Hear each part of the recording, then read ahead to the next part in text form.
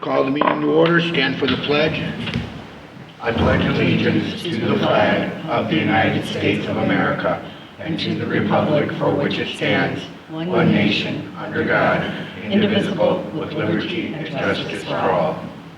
Watson? Here. Lynch? Here. Urick? Yes. And I am also present.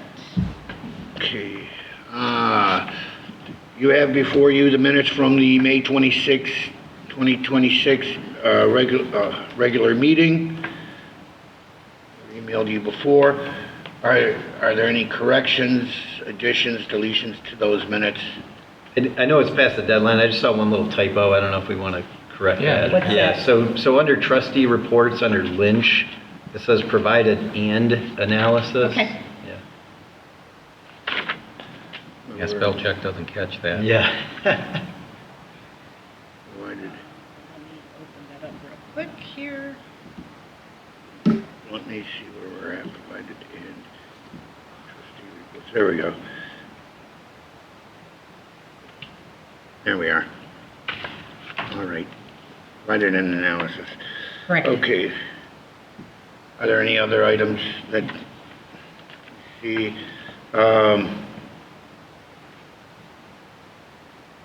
I'll make a motion to approve as corrected. Okay. Second.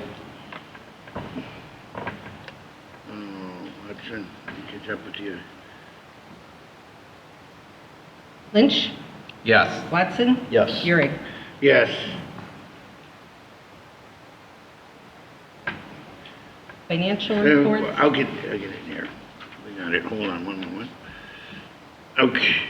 You have before you the bills on the financial report. Payment listing, we have $50,931.81 in bills.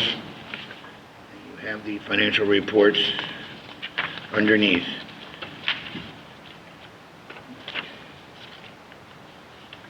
Anybody have any Are there any questions regarding the bills? Yeah, I do, Chris, only because I know I haven't looked at the green folder yet. It'll be coming down here soon. But the You know- Barnes Nursery, That was for the work in the park, for Okay. the mulch. Yeah. Through Okay. Otarma saying we needed new mulch at the parks, right? yeah, okay, sounds good. That's where we got the most from.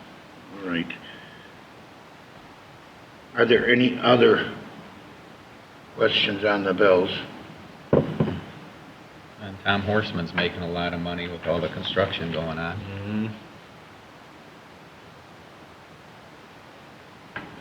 Okay. No other questions? I will make a motion to approve the bills. Make a motion to approve the payment of items on the payment listing and approve the financial reports as presented. Second.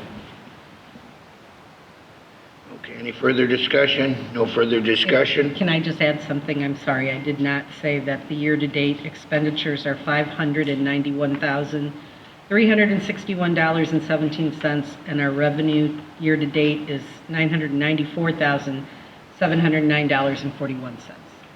And that is on your blue sheet. Okay, that's where we're at. Okay, Okay, good. Good, so sorry. good, no problem. Roll call. The roll call. Urick? Yes. Watson? Yes. Lynch? Yes. And then I missed the April credit card report. I had it ready, but I did not get it in the packets for whatever We reason. just figured the billing cycle was off. No, I had it. I just had it in the green folder that I did not get to you guys.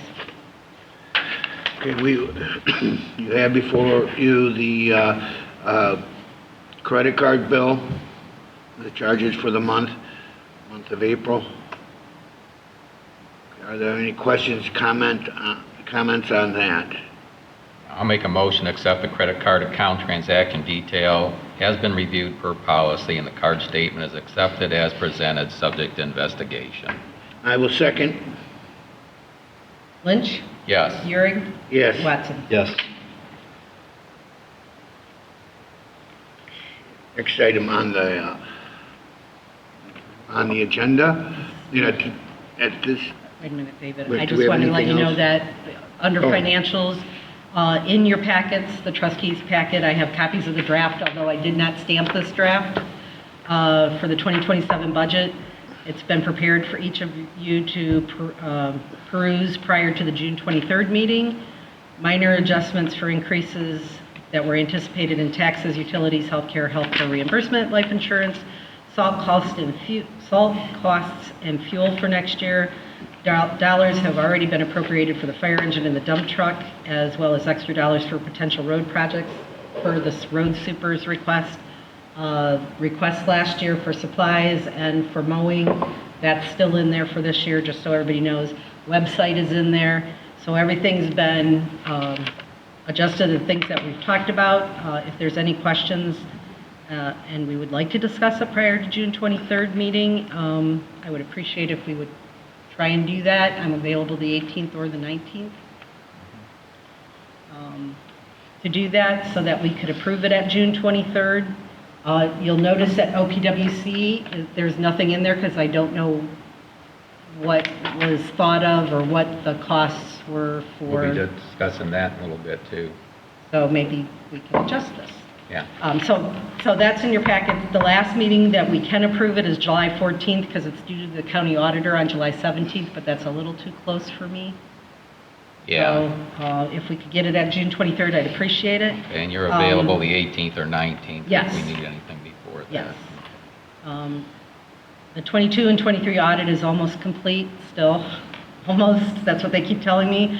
And work is ongoing on the 24-25 audit. I have to tell you, 2 audits going on consecutively at the same time, as well as getting budgets together, is challenging. Okay. But Yeah. And we're there. we'll set something up, Chris, and you'll see later, we'll be talking about the plow truck. I'm assuming what That's you already in there. included, but what you included was based on the previous ODOT bid and a 7-year lease purchase. But it was for the whole, not the whole truck, but it was, what was our payment going to be? $37,000, so. I thought it was yeah. 47, but maybe it was 37. It but- used to be, it was 37 the first time around. That's the only one that might get adjusted, and you'll see later when we discuss that. Okay. That's all I have. Okay. All right, at this time, I would like to welcome all the people in the audience. If you have any concerns to bring forward and you'd like to, please step to the microphone, state your name and address and what your question or concern is. Yes, sir.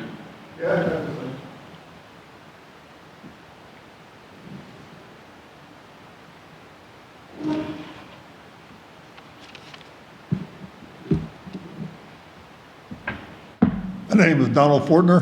I live on Quarry Road at 7750. And my concern is zoning. It's a residential agricultural. I was wondering if heavy equipment, industrial stuff in that area is permitted. I'm just trying to find out. No, it's not. Okay, well, I was going to say that's a zoning. Sorry. That's a zoning issue. Ryan Yeah. is the zoning inspector. He would be the first one to approach on that. He would be the one that would research it, find out if there's a violation involved. I believe you have sent out a complaint already. Yes, I have. Received that. I believe it's still in the process. I could ask Ryan. Ryan, do you have an update on that complaint? Still in the investigation process. I was there today checking everything out. It does appear that he's running some type of business there. The next step for me is to get in contact with the owner, figure out what's going on. So we are in the middle of the investigation right now. I believe I spoke to your daughter earlier? Yes. Yeah, so we are actively pursuing. All right. I would appreciate any information you find out be passed along to me. Yeah, just stay in contact with Ryan, Mr. Fortner. And by the way, your wife did a very nice job, and, I mean, by hand printed out. She might have went droned on a little bit, I know. Yeah, but she did a nice job on it. Oh, thank you. Thank you, Mr. Fortner.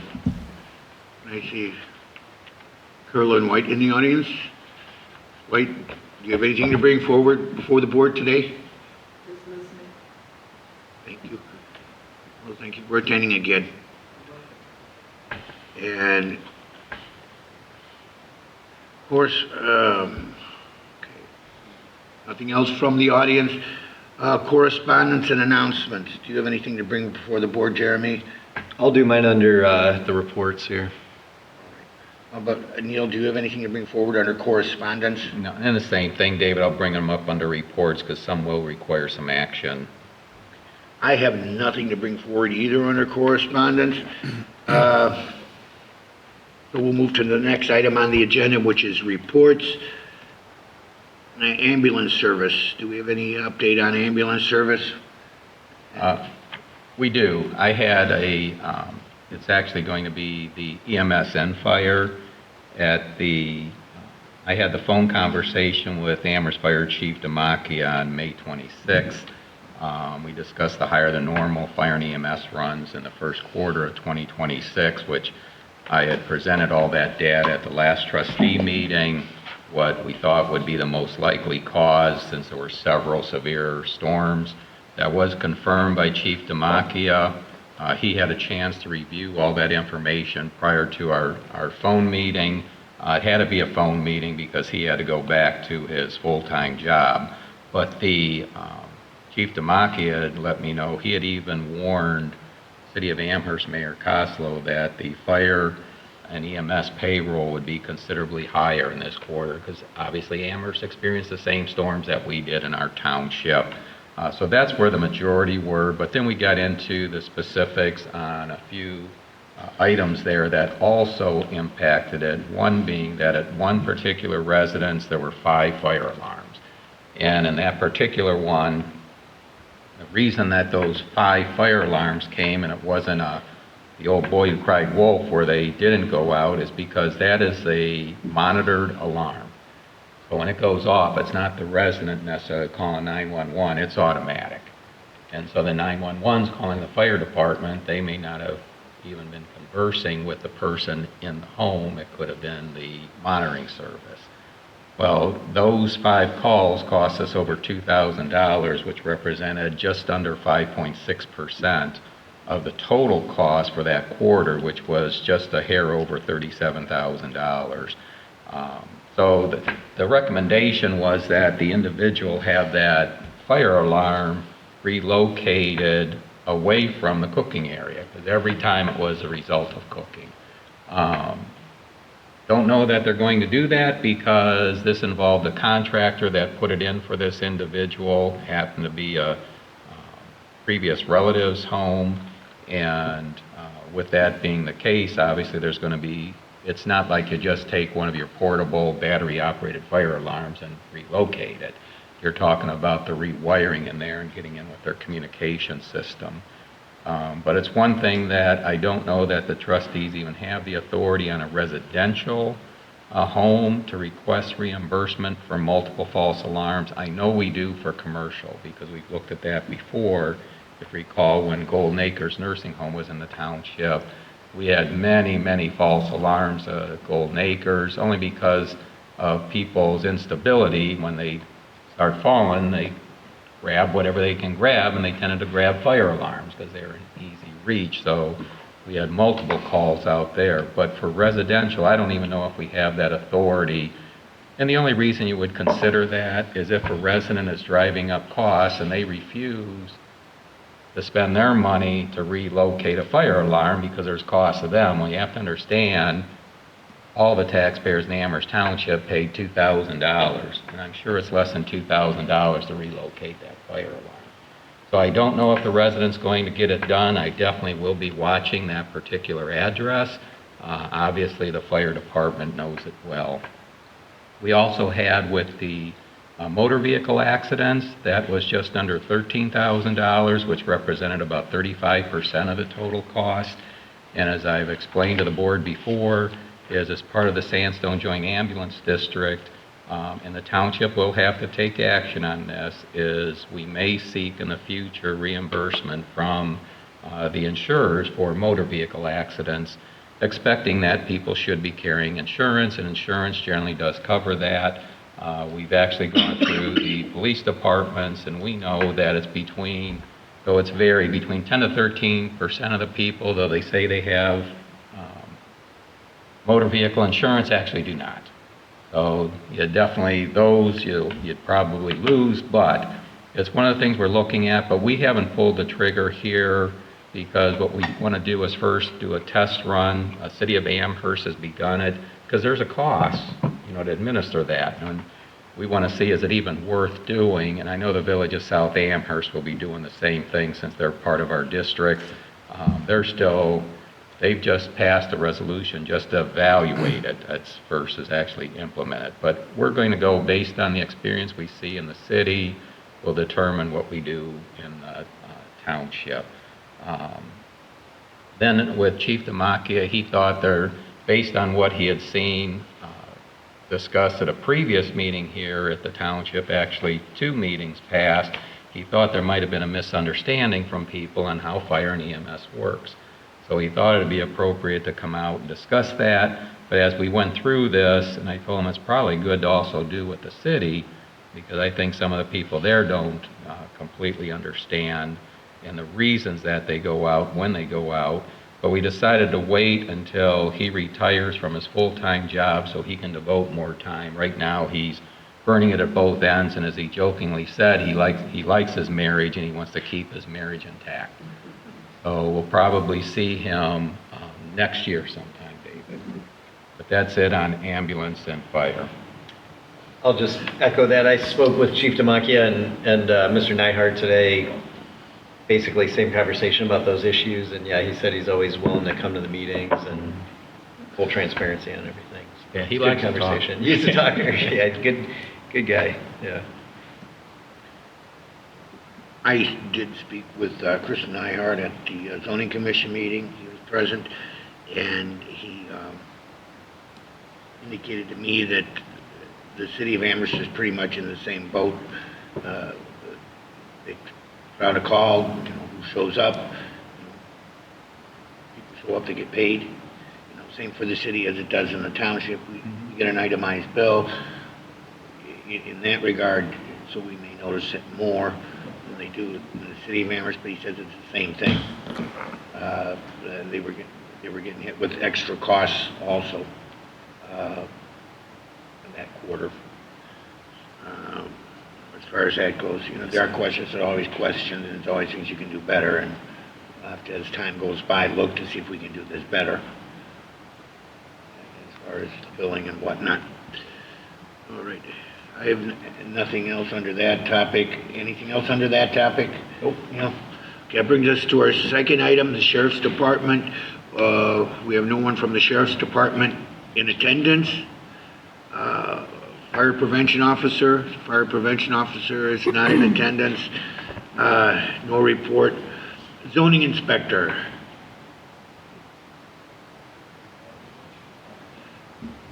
Brian Valentin. Yeah, year to date, we've collected $140,698.12. The park fee, we're up to $17,000. We're at a total of 114 permits. 69 of them are new homes. We got 3 porches, 3 additions, 11 signs, 2 decks, 2 pools, 9 sheds, and 12 fences. That's where we're at for year to date. We have a BZA variance on June 17th. We have a zoning change for July 7th. That's set for, and that's all I have for today. Okay, thank you, Mr. Valentin. Senior Services, Township, no. Let's go back a step. Road, Parks, and Cemetery. I don't have much to bring up. Everything's running real smooth with all regular maintenance, but we are into coming up to the end of the tunnel there with potholes. About full-time mowing, roadside mowing. Another round will be starting up here by the end of the week, if not the first of next week. Concrete. We got concrete repair going on right now with a couple of catch basin tops that were readjusted. We'll get those poured back. It's all running pretty smooth though. Busy, busy, busy.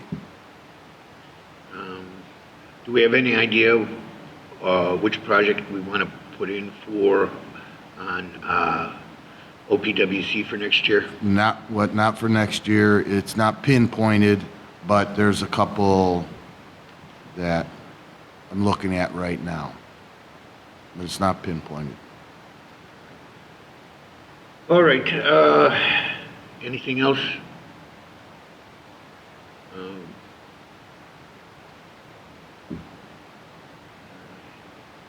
I have listed under Road, Parks, and Cemetery, the Deepwood Lane Concrete Replacement Part A and B bid award.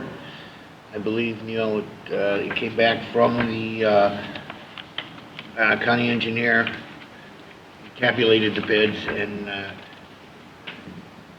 reviewed the Dennis concrete bid on the Deepwood replacement, and he recommended to go ahead and award it. Yeah, I did, and Morgan's showing up for a visual here, David. When we applied for this, we had actually used stormwater mini grants to help leverage the probability of being funded, because we know in the subdivisions it's very difficult to get any type of grant funding or even loan funding. And you've got to play the numbers with the scoring methodology that is used for the 3 counties that are part of District 9 to get your project approved. So there's 2 parts of this. The one Morgan's showing is half of the cul-de-sac plus a little stub coming out. In addition, you can see where there was a street going towards what's sometimes referred to as the Thompson Quarry, sometimes called the Oberlin Road Quarries. Is when this subdivision was first laid out, people thought that that particular area would eventually be a residential subdivision. Reality is the topography, the large amount of sandstone, the elevations, parts that were already quarried make that very difficult to do that. The current owner, we don't expect there's going to be any type of development there. We also had, at one time, we were hoping that that would have been, that the Metro Parks would have taken that over, because the former owner actually worked for the Metro Parks. But that didn't work out. I think they actually wanted to sell it versus donate it. And the Metro Parks, though they do sometimes pony up some cash, for the most part, they're looking for donations of land versus expenditures, because then there's all the legacy maintenance costs they have to deal with, in addition to any infrastructure they put in place. So all that being said, the recommendation is we're not replacing that stub, because, and I don't recall what the numbers were. We had it on the original engineer's estimate. They gave us 2 different options. It was added cost just to repave that. So what we're going to do is cut that little stub off and just replant that. So that'll be gone. And as you're probably aware, if anybody knows the area, that's actually the lead-in that a lot of 4-wheelers use to go up and use that property that don't belong up there. Can you show the other portion of this project, Morgan? Okay, there you see it's marked out. This will be further to the east. Another portion, what Kevin did was just pick out the portions that were in most need of attention that are on there. So we have 2 different projects when we applied for the funding. But when the engineer's office, when we went out to bid, recommended bidding this together, it's only 1 bid, and it's now a Part A and Part B. So it might be somewhat confusing when we start asking for the payment from Ohio Public Works Commission through their WorkWise application in the future. So I tried to word the resolution to explain everything and included all the background information with the original estimates and then the actual bids and how those got combined. And since, it's been a few years now with District 9 changed the rules for those that actually ask for grants and loans to prevent the gaming of the system that we know some municipalities were doing that have their own engineer. They would bid high, they'd apply for a loan, which increases their probability of a successful grant award. And then when the actual bid would come in low, they'd say, well, that's great, we don't need the loan, but we'll take all the grant money. So now, if you bid on a loan and grant, and the bid comes in lower, as ours did, it's proportional.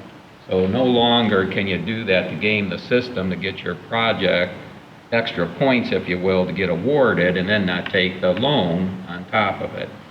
So that being the case, when I worked out the math here, and I'll let my eyes find it again, explained in the resolution exactly what we're going to see. So this particular project, the bid is,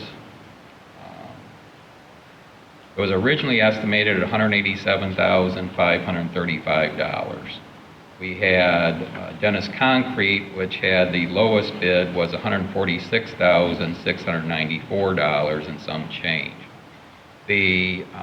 When you figure out the apportionment of what we're going to actually pay or see here is we should expect $27,872 in OPWC grant funds, $27,872 in loan funds, $7,500 from a Lorraine County Stormwater mini grant, and then the township will actually have to contribute $83,450.50. So that's going to be the actual distribution, and I just want to get those numbers down now so everybody understood it, and not knowing since Linda's indicated that she'll be retiring soon, and she typically has entered the information in the WorkWise and submitted the request for payment to the, in this case, it would be Dennis Concrete. I didn't want somebody new trying to figure out what are these numbers. So that's why those numbers are put in this way. If you look at, I copied the two different communications we received from OPWC, and you see even the communications, they're still treating this as if it's two separate projects. So I think once we get to the point of submitting it WorkWise, we're going to have to, probably give a contact with OPWC and say, how do you want us to handle this, and just explain what was done here. And it made sense doing it that way. You wouldn't want two contractors down there and fighting over the same space where we have traffic going through. So now it'll just be one through the whole piece. So with that, David, I'm not going to read through all the details on the 5 bullet points, but I'll just make a motion so we can bring it to the floor, authorizing the entering into an OPWC project agreement and award the bid upon full execution of the OPWC agreement for the Deepwood Lane parts A and B at $146,694.50 for a round 40 project. I will second.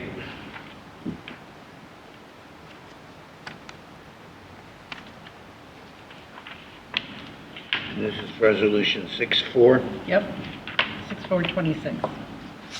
Chris, could I have 2 certified copies? Thank you.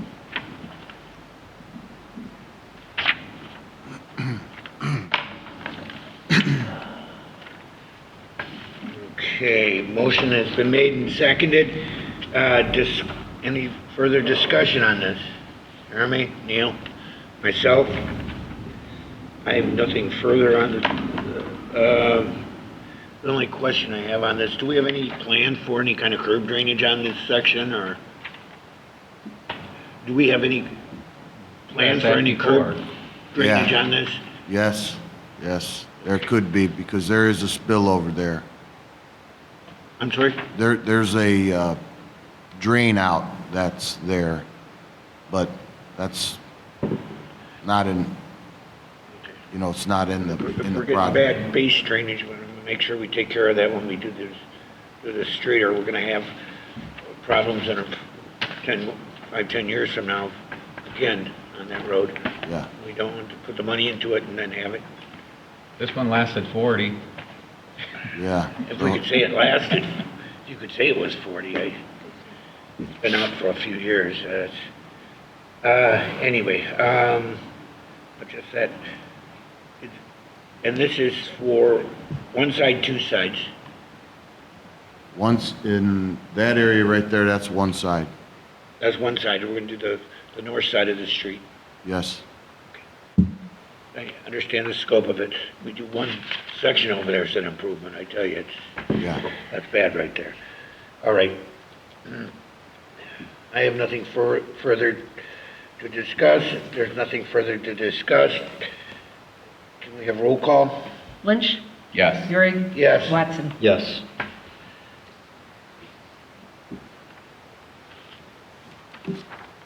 Senior Services Township Administrator Ashley.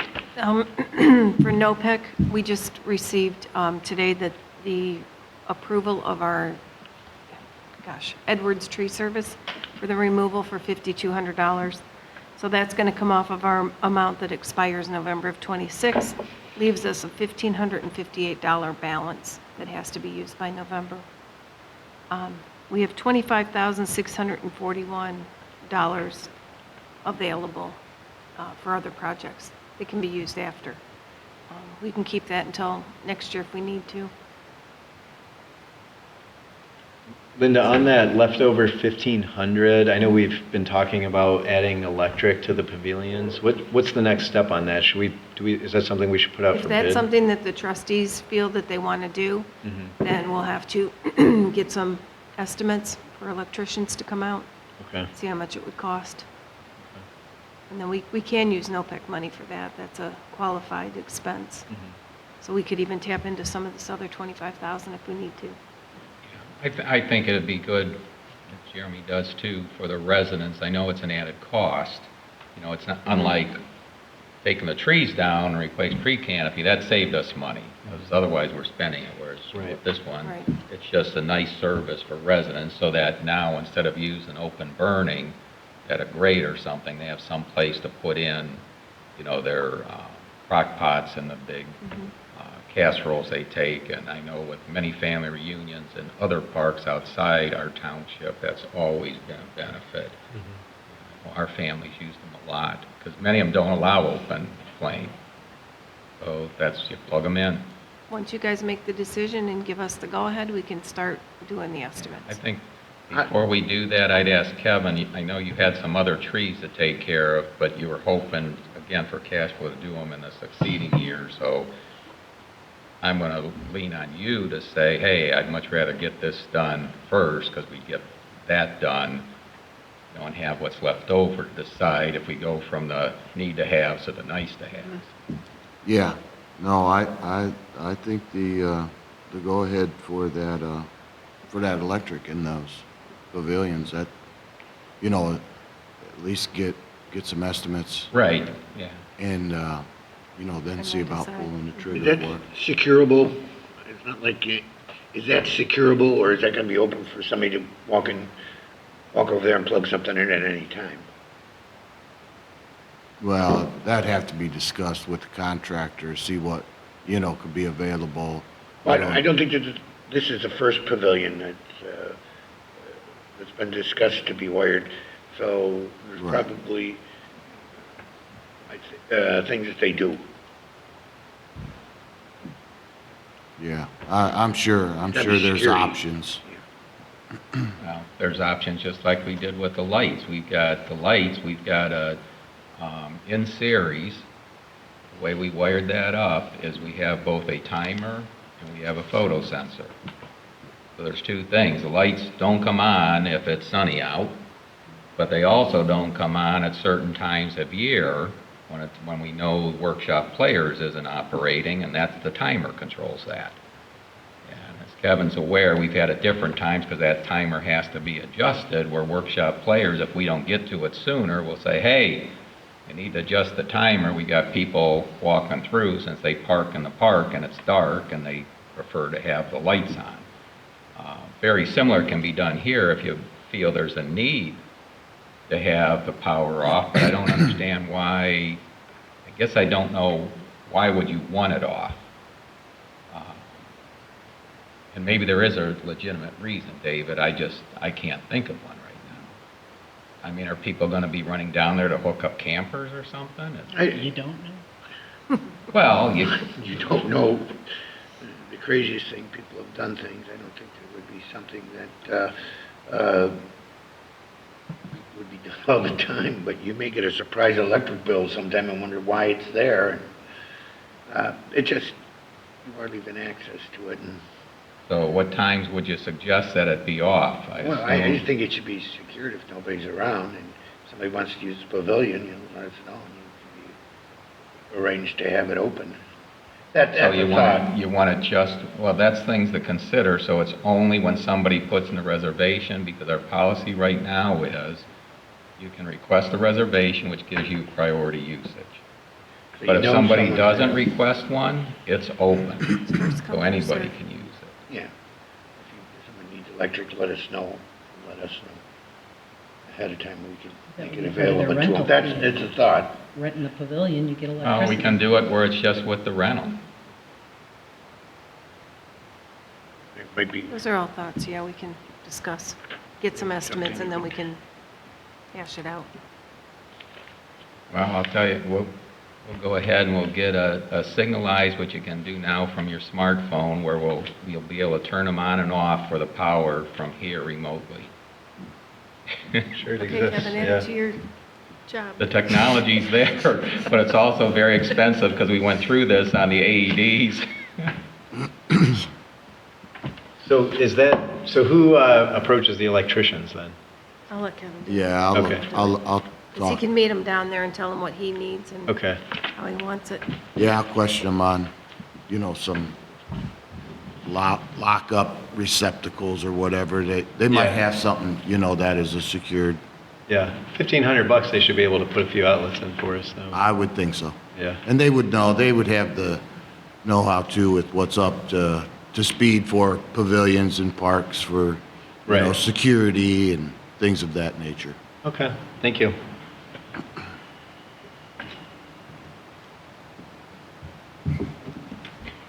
next item on the agenda.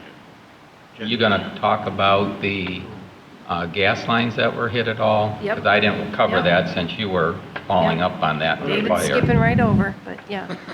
I did contact Chief Demakia, and I also CC'd on there Irvin from the fire department. We had gotten, I think, 3 or 4 fire reports from them for these gas lines that had been hit, and they did not have the installers listed on it. It just sounded like there was just a gas leak. So they're going to change the report, or not change, but add the installer's name on the reports. And then Loomis Fiber will reimburse us for whatever the cost is. They're still working on it. I did just email him today. I got an email back saying that it's going to be a few days more, but they're trying to get it together with the reports and then the cost for us, so we can send it off. And I did talk to Loomis Fiber, and they will reimburse us. And is Loomis still installing in the city also? I don't know if they're in the city, but they still are in the Well, township. they originally were because they were going to start there first. I don't know if they already finished I it or don't not. know Because, that. that all got a hiccup when T-Mobile Yeah. bought them out. They're just, Okay. they have hit water lines, sewer lines, they've severed cable, they've hit the gas lines. Yeah, the gas line's the one, though, that cost the big That's the one dollars. that That's costs when the us, yeah. fire comes out. And that's only bringing up the city because they would have the similar situation. So I would think that the fire department would want to do the same thing there. But again, I don't know if Lumos already did the city or not, because they were originally supposed to do them first, then us. That I don't know. And with it being the city fire department, I don't know how the fire department charges the city if they do? No, You know, well, like how they charge us? Yeah, the city employs them, so what they're doing is paying the payroll and authorizing the purchase of equipment. So unlike they still get a fire report, the incident reports, if they want them, they can print them out. Okay. But they're not billing for each one. Right. But they've got, all the individuals have certain wage rates that they're being paid when they respond. So it's going to be similar to what we have here, because when we went through negotiations, we looked at the wage rates and then projected what inflation would be through the terms of the contract, in addition to the usage of equipment and what their overhead is. Yep. And Yeah, so when we get them, I've got 2 contacts to send to Loomis Fiber. Okay. All right, good. On that subject, this is just an idea maybe for the newsletter. I've gotten a lot of phone calls from residents complaining about Lumos, about working at 9 o'clock at night and making noise and blocking driveways. Some of the feedback I've gotten is like, why did you guys let them come in here to our township to do this? So just a little blurb on, this wasn't us actively trying to bring them in, that they can come in whether we like it or not. It's not, we don't have any choice. I personally talked to Barb Tamas about it also, because we had a lot of complaints about trucks being way up in driveways, the ditch witch being way up in yards, truck ruts. I mean, they hit one of our little decorative light poles on a resident, knocked it over, all that. But she said that we don't have a whole lot of authority because they're coming in under the telecommunications, and they are allowed to be in the right-of-way now. If they're out of the right-of-way, we can say something to them or call the sheriff on it, but there's not a whole lot of, we can't stop them. Yeah, basically. And we do have a resolution in place as far as the hours of operation. They've been within those hours of operation. That's just a matter of somebody, whether they agree with the hours that we have. But, when you set that, it's got to be for all contractors. You can't pick and choose. And from what I saw, because I happened to be down to look at the progress of the school transportation facility, and the resident saw me. I don't know, you might not have been at the meeting. I discussed this before, Jeremy. The resident invited us in, so you can't walk away from that. They were talking about the schools, but they talked about Lumos, which happened to be doing right in front of their yard. Now, they were happy because they've had experience with others. They said, Lumos cut the sod out real nice, pulled the cable through, compacted the soil, put the sod right back on. It looked like, man, you could barely tell they were there. So they weren't disappointed. As I was leaving, David's walking up too, and David had a complaint on a phone call. Hey, Neil, did you get a complaint? I said, no, I didn't. Well, it turns out there was one at home.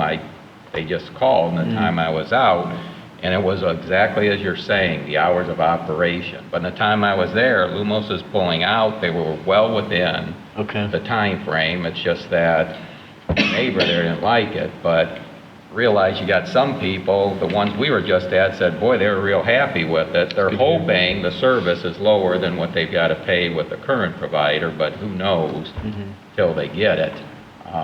And I know one of the other residents was concerned, the current service provider says they're all fiber. Well, according to the resident, he says, yeah, they're all fiber in the main line, but then they go to box and it's the coax from that box to their house. So they really don't have full fiber all the way it's advertised. And I don't know how Lumos, once they actually start soliciting customers, what they're going to have. But the reality is long-term, as much as we don't have a lot of authority in it, other than setting time frame, which we've already got set, is this should help the residents, because let's face it, competition is going to drive that cost. If you only have sole source, you're going to pay whatever they charge you. And so I'm hoping someday Starlink really works and has quick speed too, and then all of this fiber and cable won't matter anymore, kind of like the phone lines. Okay. Right, well, next item on the agenda, trustee is that all, Linda? Yep, that's All it. right, we'll move on. Okay, next item on the agenda, trustee reports, Jeremy Watson. So just a couple things. I took my boys down to the township park over on off of Middle Ridge there. Playground equipment was beautiful. Mulch was all fresh. grass was mowed. I just want to give a shout out to Kevin and the guys over there. That is a gem of a park over there. It's beautiful down there. Yeah, it's Thank you. very nice. I was toying with an idea, this would be a next year thing, but if potentially bringing in a farm market down there. We have that nice parking lot. It's something that Amherst and the community doesn't really have, but something I'll be looking into deeper, but just a place where people that are producing healthy homemade products can get straight into the community. So I'll talk to you some more about that as it develops. I did reach out to Mr. Lichter, I believe is the last name with IRG. I haven't heard anything back, but I'm just trying to get an update and kind of see where they stand on the project, if there's any updates or any changes with that. Waiting for sewers. Yeah, that's what it sounded like, but I just wanted to try to establish a relationship with them and see what the plan was. And then I do not have any other updates on Golden Acres. You sent that nice email with everybody, but I didn't see any. We'll talk about it later. Okay, that's all I had. Neil, do you have anything to bring forward? I do, David. One is the succession management for Linda here. I had asked before if anybody had any names, bring them forward. If it's somebody that you knew would fit the bill as far as the requirements. And since hadn't heard any as of 2 weeks ago, asked Linda to put it out beginning this past week. And so Linda's put it out on the township social media site. Georgianne's added it to the township website. Linda's received several different individuals that are interested. So you can see it's up here on the screen also. We're expecting the starting wages will be between a Class C and B, which is from $22 to $28 an hour for up to 20 hours per week. Obviously, we want a person, though, that's going to be staying here for long term. We hope that it's going to be a clone of Linda. Linda's indicated that she would have some time to help in the transition, but you know, it's obvious that she is definitely going to be retiring. So once we get a pool of candidates, we'll review through those credentials, decide which ones we might bring in. We may have phone interviews first. Linda, I'm going to want you to participate in that. But as in the past, all the trustees are welcome to participate if they're going to do that, but realize if we come in together, that's a matter of, there's two ways of doing it. We either schedule a meeting, go into executive session, and that makes it nice, easy, and formal. The other option is the discussion with the prosecutor, where you can't make a decision on a candidate, but you can all be there and ask questions. You just can't have discussions among yourselves. So that will be coming up. It's only been a week now, so we'll see what other candidates we get going forward. I've already reported on the EMS and fire. Stormwater still is the same status. We've got the Quarry Creek project, which is the one that, since we've got all of the easements signed, that project will go forward, unlike we've got several other projects that have been dragging out waiting for easements. But that needs to get on the Lorraine County Board of Commissioners agenda to get approved. Don Romankek, when I last spoke with him, he thought it'd be within a couple of weeks, but it still has not shown up. Morgan, can you bring up the spreadsheet on the debt service?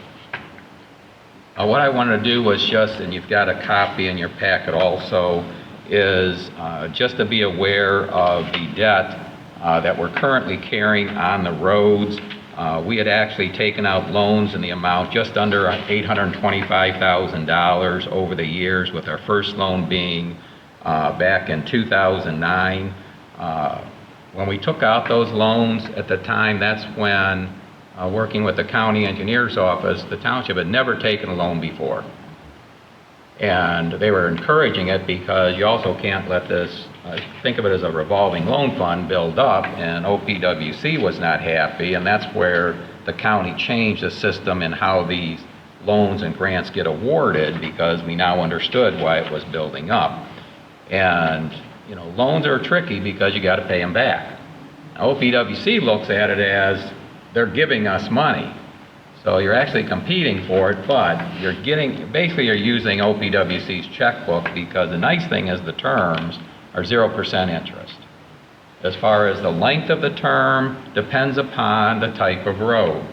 And originally they were giving us they talked about 25 years on concrete roads, and they did that on one of them, but for the most part, they typically are 20 years on concrete and 10 to 12 on the asphalt that we have to pay it back. David, you had brought up the curb drains on Deepwood. When we put the first 3 projects that we put through, and we actually started each one at over $200,000 in loans. I'll discuss what happened in 2009, which was helpful, but the reason we needed those loans, it didn't make sense to put in curb drains if we were only doing a pad at a time. So if we're only going 20 to 30 feet, it just didn't make sense. So you have a 20-foot long drain and wait till you get to the next one. So we did longer stretches of roadway. If you see the very first one in Hidden Valley, that was the CI 35L project number, which is the way OPWC keeps track of them. It's only $110,000. How'd that happen if we were borrowing over 200? Well, what happened in that particular year? We had 2 communities that ended up backing off on their project. One that was hoping to get NWACA money, it was a much larger one. The other one, this happened to be, Jeremy, where you're talking about IRG. IRG's talking about abandoning Quarry Road. And so the portion that was in the village thought, well, we're not going to repave that if the road's going to be torn up. Which made sense at the time. At the developer at that time looked like they were ready to go. Well, now here we are. 17 years later, it's still not developed. So because these other projects got delayed, we were on what they call the unfunded list. We didn't even get the loan money that year. But when you go on the unfunded list, we were right at the top. When those other projects dropped off, we got on, and we got grant money. So instead of needing the $200,000 loan, it was a $110,000 loan. Well, now you look at, we've been paying this for a while. In 2029, those loans, we've actually got 3 loans are going to drop off in 2029. And with that, and Chris, I know you'll be happy about this, that'll be just under $14,000, which is 31% of our payment right now that we pay every 6 months. Right. Now that doesn't mean we won't have more, because we'll probably be asking for loans on the next project coming up, because we know in the subdivisions, which is most likely, though Kevin, in answering David, said he didn't have the specific project yet. I've already talked with Kevin, and we know our major roads, with the schedule that we have, we've got in pretty good shape. And now we're going to do the chip and seal this year, which is just under a mile of roadway that will get done, which will take the lower traveled roads. So most likely we're going to be looking in the subdivision roads, but where Kevin's got to look at is not just the degradation of the road, but where we can leverage that with other potential funds. And that's why if it's something where we've had some of the failing storm sewers or catch basins, we know we can get grant funds for those. Well, if we get those grant funds, they help leverage OPWC funds, which means where most communities say, and I was first discouraged from even trying to get any type of project in a subdivision, saying you'll never get it. Well, we've been getting it since 2009. But to do that, you've got to pay most of it out of your own coffers. Reality is, we were paying 100% before. And that's why there was a time period, you'll remember this, David, we had a fiscal officer said we had to lay somebody off. He had only 2 full-time employees, and one of them was sitting in the audience at the time, and it was an ugly discussion. We're not in that situation today, but some of it is because of the way we've been managing the funds, fortunate things with ARPA money coming in, but I don't want people to think we don't have debt, because there is debt here. It's just, it's nice because it's debt with no interest. But by taking out those loans of roughly $825,000, we got almost $2 million in project work completed.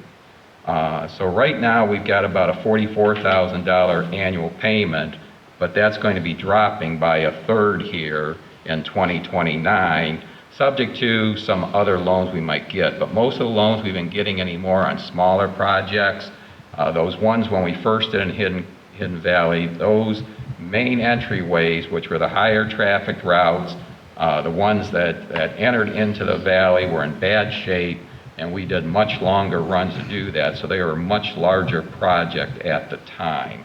We don't anticipate that right now, so it'll be these smaller amounts replacing those larger loan payments that we've got. Around 40, we already covered that for the Deepwood Lane project. Round 41 is the next one. We just received the email June 3rd with the schedule from Yvonne Shaw. She's the administrative assistant for the county engineer.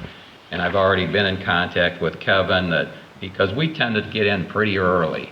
The engineers always ask you to come in early because too many people and communities wait till the last minute, which means the engineer's running like crazy to get them estimates.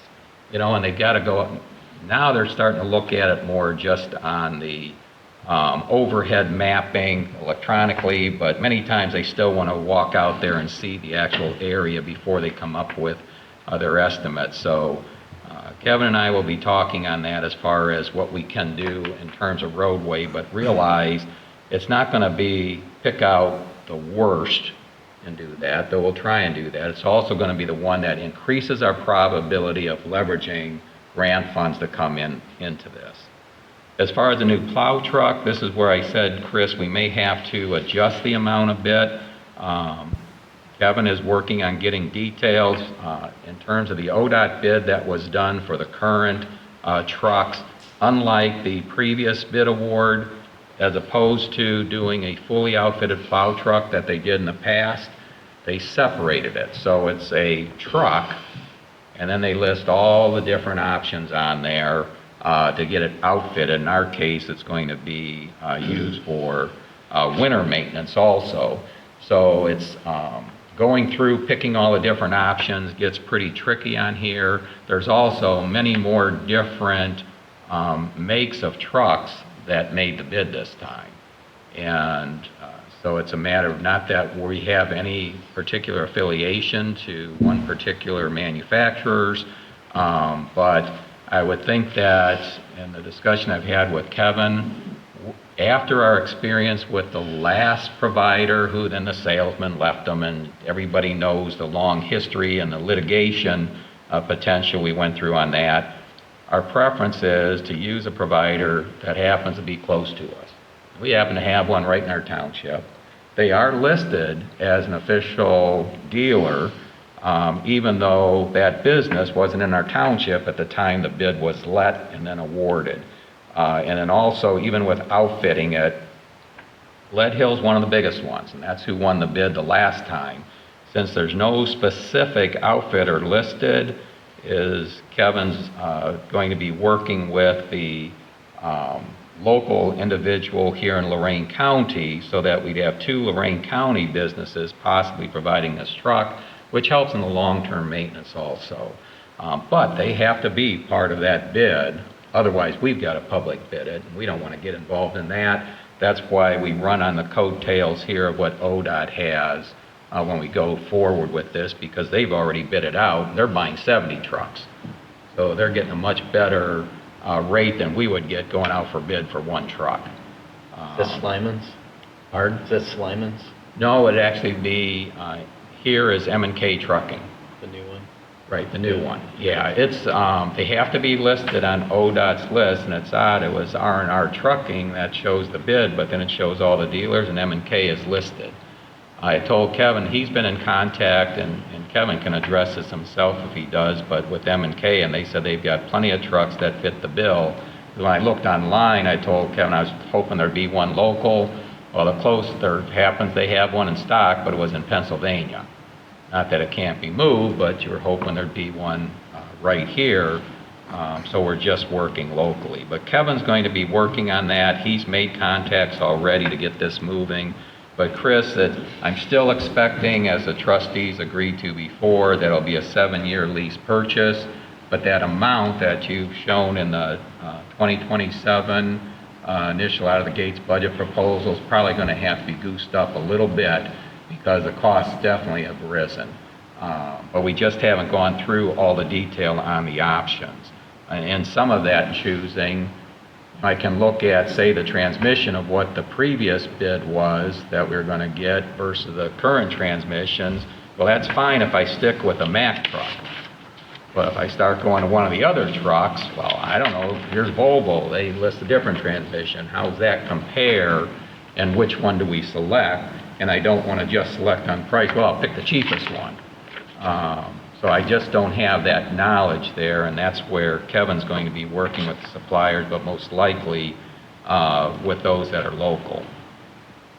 The Golden Acres Park, just so a quick review, this is one where when the township started on this, we wanted to have the former Golden Acres to be a full park. Well, we learned real quick from the county, which the Port Authority owns the majority of the land, which now I know, Jeremy, you've since then found to verify on your own, they're not giving away anything. It's going to whoever the highest bidder is. So once we recognized that, we thought, fine, we backed off from it. But now there's a developer that's shown interest. It's a matter of the Port Authority responding to that particular proposal. And this thing's been dragging out for 2 years. And so we're trying to nudge this along, to at least have some communication. Say no, or come out with a counter proposal. I mean, don't just let it lay there. And I have had discussions with the commissioners also, and with the prosecutor's office. And the prosecutor's office suggested I speak with David Greenspan at the county. I did, who then recommended work directly with Rob Duncan, which we've done. And we put down all the key players that have to be there. Because first, the Port Authority has to agree it is the right price for that particular property, and that agree that certain land's going to be donated to become a park, but then that too, we're not in the park business. So our thing would be if they donated it, go to the Metro Parks. The Metro Parks already has parkland up there that they receive. This would attach right to it. And we would want to make sure that it's not only a park, but it's an accessible park and a safe park, and that's where we hope that the crossing can be under the road so nobody goes over the road. And this will tie the commercial area in Amherst, if you know where McDonald's and Wendy's are, and there's plenty of apartments back behind that, come all the way through Golden Acres. It's, it's not in Amherst Village. There's also the new quarry, I forget what it's called, in Amherst up there on North Dewey Road. So it'll tie all those newer developments in. Then you'll go through a nice, beautiful park area. Then you'll get up to the Richland development, take you right up to Park Avenue. There's also a new development with townhomes on the west side of 58, right where Amherst and the township meet. That would now tie those people to it, though I expect most of them and that are not going to be those with children, but it gets you right over to the schools. So now you got a safe path that you can get off the main road. You're not coming down 58, majority of which does not have sidewalks. The new development going in Amherst, just where we meet on 58 on the west side, that developer agreed to put in sidewalks as condition of getting the approval for the rezoning. So this will all tie together, but ultimately where this stands is it's with the county to pull it together. Rob Duncan told me Friday, because if you see the email string I sent to you, every week I'm sending a reminder, because I'm sure they got a whole bunch of other things to do. But if we don't keep reminding them, this just falls by the wayside. So at this time, it's going to be put up or shut up, and see, are people willing to do this or not? But there's a lot of key people. I talked with Mayor Costello. I found out he hasn't been contacted yet, but I was told, oh, this is less than 2 weeks away, we're going to have this meeting. I don't know if you guys have given your available times, hopefully you have, to make it easier for them to schedule it, to get this moving, but we'd really like to find out one way or the other, where's this going? Otherwise, that land's just going to be sitting there, and I don't know how it's being marketed, because it doesn't seem like a whole bunch of people are running up to it. When I spoke with the mayor, I said it's key for him because they will provide the water, they will provide the sewer, They also have a parcel that they would have to donate to the Metro Parks. And to make sure that this all ties together. So they're a key player, Metro Parks, key player, the Port Authority, the key player, the county commissioners, they have a parcel they still own. And I don't want them to give it to the Port Authority. Because if we do, who knows how long that thing will get dragged out too. And the prosecutor's got to be there also, and that's more to keep us on our P's and Q's, that we're not negotiating among ourselves, even though I've explained it's all been discussed in an open meeting here. I didn't want where it's just one trustee going in and sitting in that particular group, though, that a chance that all of us can hear what's being discussed as far as the different options. From the township standpoint, this developer is going to be asking for a zoning change just to make this financially viable. But to me, the real golden nugget is if we get this park and make it accessible. Realize the biggest users and advantage, even though it's in the township, it's actually going to be a city. They're going to really benefit from this, but people will still get there. And I think there's the option of getting a sledding hill, which is real emotional for a lot of people also. It just might not be where they had it before. The other thing is curbside solid waste is the Lorraine County Township Association consortium, members who are part of the Solid Waste Consortium. We're encouraging the trustees to attend the commissioners meeting where they were going to have discussions on waivers. Many of the trustees did. David was there also. I think it was beneficial to us that the commissioners did decide to continue to grant those waivers at least for 1 year for the landfill. Realize without the waiver, any hauler would be forced to actually use Lorraine County landfill to dump the solid waste they've collected in Lorraine County. And I understand the pros and the cons of that better. I've talked with each commissioner individually, both prior to the decision and after the decision, to understand their positions in addition to presenting at the commissioners meeting. But right now, for the next year, waivers are still going to be granted. Hopefully that continues or something else is worked out. I know there was a concern because the county's negotiating a new host agreement with the Republic on the current landfill, and I think they thought that if they still had that waiver where they could eliminate that, that might help in the county's negotiation on the host agreement. But, you know, that can be argued both ways. All right, what am I going to say? That's it anyway, Dave, because the rest is complaints, and we'll get into complaints when you get there. I do have an answer for you, and you questioned, must determine why Moss Canyon Drive concrete replacement. Yes. Is it listed on OPWC invoice? When you go into Public Work-wise, it says that it's pending. Oh, well, it's just And that odd it's because the timing we Not did in payment. that. Well, it should have been in 2025. Right. In July, it should have been the first payment, so it didn't get paid July, it didn't get paid in January, and it didn't get paid this July. So I don't know if you can find out why this is. Not like we're begging to pay them money, but. So this is for you to pay your loan on that? This, yeah, for the C138AB, the Moss Canyon Moss Drive Canyon, concrete yeah. replacement, the 23,000, it says it's not in payment. You can have this. Okay. Yeah. and I don't know if I can access that. I'll try. Were the contractors all paid on that? Yeah, I Yeah. don't. Yeah, this is done. Everybody's That's, been paid. yeah, that's the question, David, and Why that's we why I don't had it have in there. it I'm glad, listed in Chris, you our- brought that up. I skipped over it, but, you know, we're going to do what's right. But when I'd asked Chris for all the invoices here, and then I went online to look at them, it's like we did this project, we borrowed the money, they provided it, Right. We and they haven't don't paid even- 'em anything. They don't even have an amortization sheet for that in So there. you've never gotten a bill from them for that, is that what you're No. saying? It was Exactly. never Okay. included on our, and Okay. when I pulled it up, it says pending is its status. And then when you go down and you look at the repayment, it says not in payment. Okay, There's 40 payments remaining. can't but find it on 3 there, of those payments should have been made already. all right. If I can't find it, I'll call them. yeah, and it wasn't a huge one anyway. Annually, it'll be $2,300, but when I think. but still. Hopefully, they don't ask us to make it up for the years when it wasn't paid, you know? It wasn't our mistake.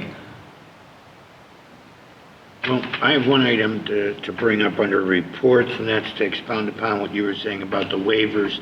On Friday, on Friday, June 5th, the county commissioners did approve extending the waivers, although it was 2-1, 26 and 27. So the waivers have been extended. On that, which is good, and it won't impact our current contract with Rumpke. Yeah, it Be a was. positive yeah. influence on the consortium. It enables the consortium to function. Yeah, and I Okay, think that's it the is. only thing that I have on that. And that's it under reports, complaints, and corrective action. You have a complaint and corrective action, Neil? I do, and I'll cover first the oldest one, which was Mr. Simmerman there on South Dewey Road. He actually had two items. One was the deterioration of the road edge because people are cutting it short, and it got to the point where vehicles were bottoming out. Kevin and the road crew have already taken care of that. And Morgan had sent a response to Mr. Simmerman, so he's got an in writing. That's been taken care of. Be a little longer. His concern is that the ditch, which drains a portion of Hidden Valley and then runs into the east branch of Beaver Creek, is that it's eroding his yardway, and he's worried about his garage eventually falling in. That's not going to be a quick, easy thing. He's asking for recommendations. He says it hasn't been maintained, but all we've told him is that we're going to have the county engineer and the stormwater district notified, and we're sending them pit photos for what their recommendations are. It looks like, Kevin, when I was over there, because I've been there twice, I went first to see it, verify it, and then I went over afterwards to see the work you had done, looks like there's a water line down there also. And I don't know if that's, standing up, there's over a 10-foot drop there, so it's hard to tell. It could be anywhere from as small as 6 as large as 10. But it's not like you're just going to dump riffraff over the edge with that water line there. So I'm just going to turn it over to the stormwater district and the county engineer to decide, since it is, the county's responsible for the ditches. And let them decide what we can do. And similar to Quarry Creek, since it's not an impact on our road, this may be a sharing with Mr. Simmerman to get whatever needs to be repaired there so that his yard isn't wearing away as that water rushes through. Obviously, you go over there now, it's still running, but it's much lower. You get those heavy rains, you know how that picks up. So that's the way that one's going to be handled. We already had, let's see, the next one we received in at the end of last month was for tall grass in Deepwood. And Ryan, you're probably aware of this. This is a frequent flyer. This individual owned a home on Oberlin Road, which they've since lost, so that'll kind of take care of Oberlin Road. But the neighbors are complaining again about Deepwood Lane, so if you just go through the process, you want to address that one now? Yeah, so we put out the public notice. It expires tomorrow for them to take care of that. And then I'll be looking for a landscaping crew to go over there and take care of it. The grass is about 4.5 feet tall at this point, Okay, good. front and back. And then the last one, there's no need, since Mr. Fortner actually showed up, I found out it was his wife that turned it in. That's already been addressed in regards to the concern that there's a commercial operation on Quarry Road in a residential area. Yeah, so again, I went over there today, checked everything out. It does appear that there is some type of business being ran over there. The next step is to get in contact with the owner and come up with a solution. Is that owner occupied, that house? Or is he renting it out and the person's doing that? I have to get in contact with the owner. When I went there, no one was there, so the next step is to get in contact with them and go forward. Great.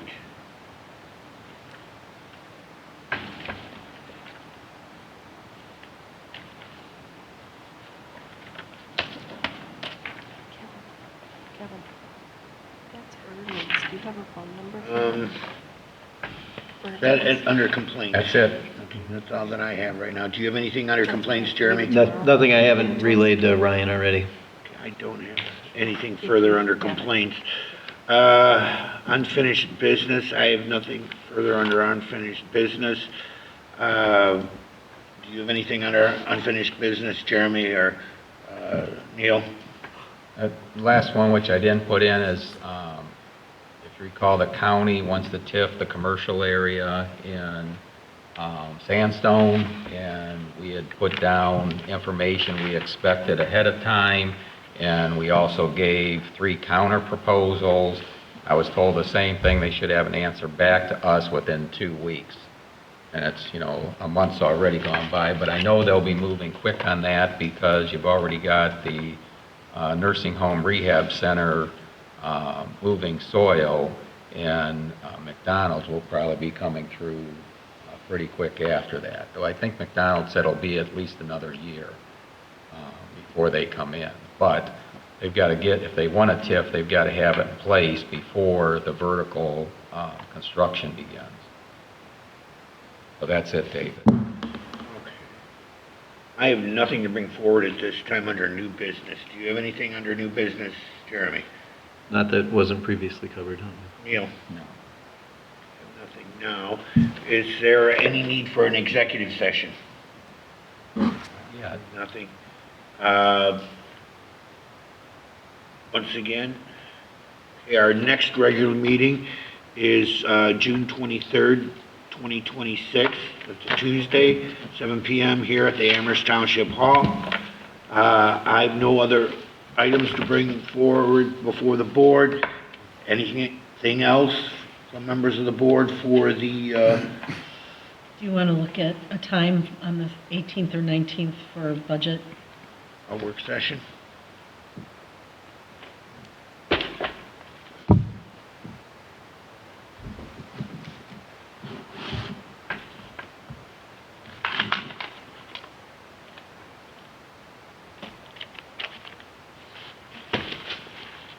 we got the 18th, David. I can tell you I have a 7:30 meeting. I wouldn't be available till And 9. then the Lorraine County Township Association is in the evening at 7. So what are we looking at? The 18th is what, Thursday? That's a Thursday. And the 19th probably works for you, Chris, better because that's Juneteenth. I'm So off we could both actually days. do the morning. I'm off, but I have to take my car to get fixed, so it would probably be 9 for that as well. On both days. It would be what time? I wouldn't be available till 9. I have an Oh, that's appointment. fine. I just always prefer the earlier, but we can adjust to your schedule. But it seems like, that's going to be the most likely time then. I'm off Thursday and Oh, well, the meeting I have is scheduled till 9, but it could go sooner, and I could always bow out and say if there's a hard stop. So that makes the morning of Thursday, the 18th, I'm available, David, at 9 o'clock or later. As far as I know, I don't have anything up on the 18th or the 19th. I'm pretty much open both days. Would you prefer Thursday or Friday? I'm not going to be available those days. Okay. Yeah. So it's just between us 3 then, David. Which, you have a preference, Chris? The only time. Thursday Yeah. would be easier because I have a vehicle. Friday, I won't have a vehicle. Oh, well, let's do, Are you, so 9 o'clock on Thursday? let me ask Jeremy one thing. What about later in the day, Jeremy? You're just out all day. Yeah. All right. Either one of those days. Well, if those aren't good days, those are the only days that are good for Chris. You can fill me in. I'm also available Monday because I'm off on Monday too, but I don't know if you want to wait until the day before the meeting. So Monday, what is that, the 22nd?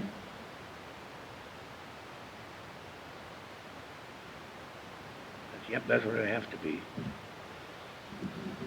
Yeah, I like getting it done before that and having that as a backup. I don't expect a whole lot of I don't, difference. too. I think the real thing is to go through the items that you've already included, and only, we might have more firm on the truck at that time to give Chris a better number. Thursday at 9?